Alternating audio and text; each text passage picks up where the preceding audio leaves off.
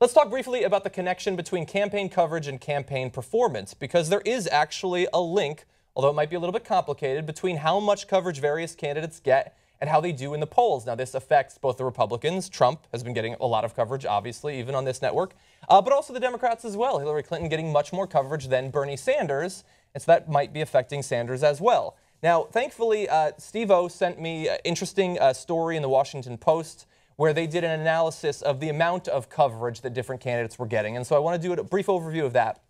The Clinton campaign has received a good deal of coverage this year, garnering 82 minutes in network news time, which actually does not sound like a lot.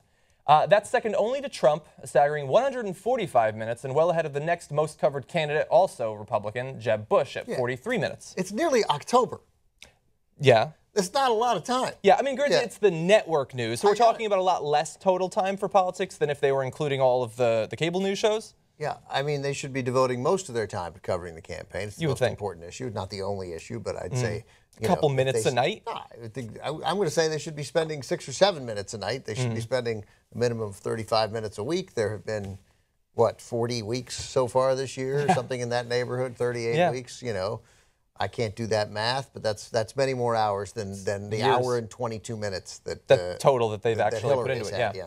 Now, as for Sanders, and also all of Hillary's coverage, almost all of it has been negative about an issue that no one can explain. Yeah, there was a breakdown that they showed of how much coverage her campaign has gotten and how much the email controversy has had, and there are actually networks that have done more minutes on the email scandal than her actual campaign, which seems ridiculous. We've tried to limit our coverage of it. It's a tough story for her because it just fits perfectly with the preconceived notion of her, even though we don't know what that story is and there's nothing there.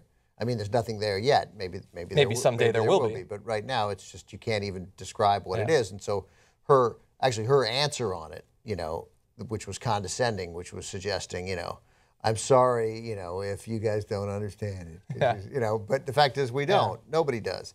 But it dovetails nicely with a secret, secretive, power-hungry, distrustful, thinks the rules don't apply to them. Yeah, it says so much about her. I don't know what, and nobody else does, but it says a lot about her. That's right. Now, let's turn to Sanders. His campaign has barely even registered in the broadcast evening news this year, generating just 8 minutes of coverage. Wow. It's nearly October. Yeah. It's 8 minutes. Yeah, like a Whataburger opening in a place that doesn't have it gets 8 minutes of coverage. By comparison, Mitt Romney's decision last winter to not run for president generated just as much coverage as Sanders' entire 2015 campaign, which has been crisscrossing the country for the last 4 months. And they don't add here, but has been drawing gigantic crowds as he's been addressing a number of different issues. You get more information out of a 30-second soundbite of Sanders than out of Trump's collected works. And yet it has generated almost no coverage. Now, again, this isn't the network news, but that is something, and there should be more. There was a huge prayer meeting for Bernie Sanders in Lima, Peru, I'm given to understand. I've heard, yes, exactly. But he spoke at Liberty University, and just in the past 24 hours, he's been talking about how we have this idea that only private corporations are sort of, I guess, employing people at almost unlivable wages, and McDonald's is a great example. People love to attack McDonald's, but the federal government actually has more workers who are basically working at unlivable wages, but you're not going to see a lot of coverage of that. Sanders' coverage is getting dwarfed by Jeb Bush's, which doesn't make a lot of sense, because according to the polls, Sanders is running strong in Iowa and New Hampshire, beating Clinton in those two states, and polling at approximately 25% nationally.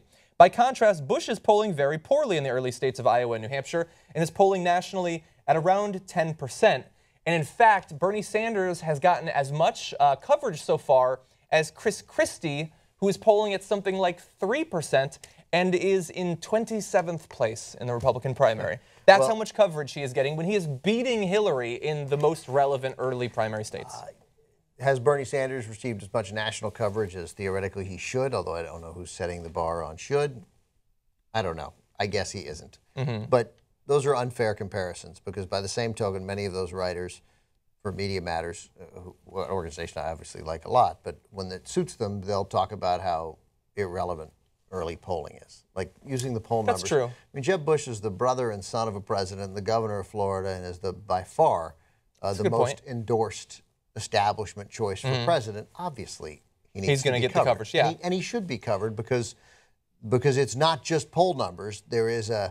We have ways of determining who is likely to be the nominee. This may be a different year. We may be about to see something different happens, and maybe we're going to end up with Donald Trump and Bernie Sanders. That may happen.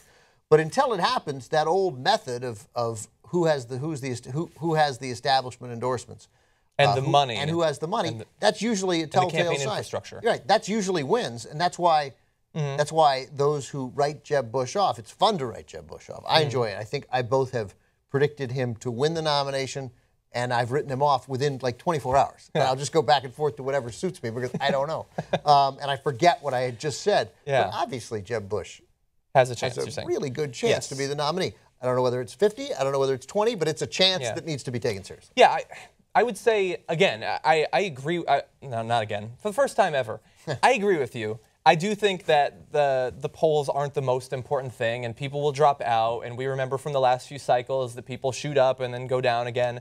But Bernie Sanders is not, like, Clinton is getting all this coverage when she's recently started to talk about Black Lives Matters, and she talked about her prescription drug plans going forward. So she's giving some details now, but she was getting more coverage than him for months, even though Sanders is giving specific solutions to basically every problem that this country is facing that a politician can possibly improve upon. You just have to listen to his speech, but they're not as interested in that. They'll cover Donald Trump's speech in full, except for like the one CNN person who cut out early, even though he has not yet given, aside from this tax plan, which is a disaster, almost any idea of what he would actually do.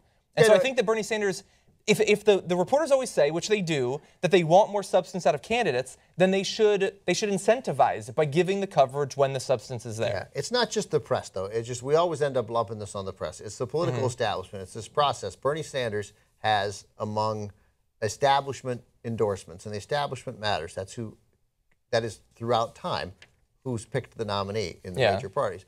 Bernie Sanders has this many establishment endorsements. He has none. So. Unless he picked one up in the last 10 days that I missed, right? So so he's not going to get covered. Part of his thing is that he doesn't get covered.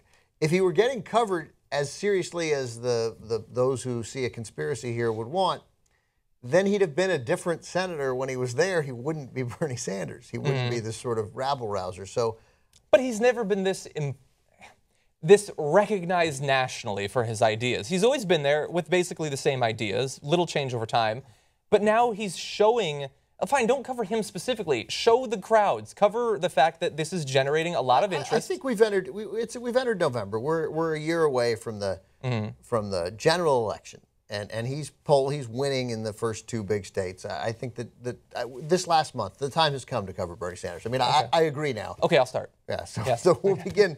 We'll begin now with coverage of Vermont Independent Senator Bernie Sanders has announced his candidacy for president. Bernie Sanders. He's challenging. Yeah. He's challenging Hillary Clinton. It's going to be very hard to do. That's a bold, almost insulting decision from Bernie Sanders. So I'm stealing this line. I feel like I was on the cusp of this line, but it's not mine. And I cannot take credit for it, but it's just because it's so simple and it's so good. They were playing clips of Bernie Sanders on Howard Stern today. And Howard was like, what is Hillary Clinton thinking at this point? She's like, hold on. I was going to be the nominee in 2008, and I lost to a black guy. And now you're telling me I'm going to lose to a communist Jew? Like, what has happened? We're not just speculating. We're mostly speculating. We're not just speculating about the potential influence that having more coverage of one candidate or less coverage of another candidate could actually matter in terms of their chances in this primaries. The line is basically a representation of the amount of coverage he's getting in the news. The dots are different polls. And then if we can jump to the next one, you're going to see a smoothing out of those two. Now, this seems to show a very close connection between news coverage and polls. And there's almost certainly some relationship. There might even be a strong relationship, but it's also entirely possible that it is not that the coverage is purely generating the polls. It could be that objective things out there are causing both more coverage and a higher standing in the polls. But it is still interesting, and it makes one wonder if Bernie Sanders had gotten as much coverage as not even Clinton, but Clinton's email scandal had gotten over the past 6 months. Would he be neck and neck with her, maybe? Would he be only down 5? We'll never know, but he almost certainly would be doing better.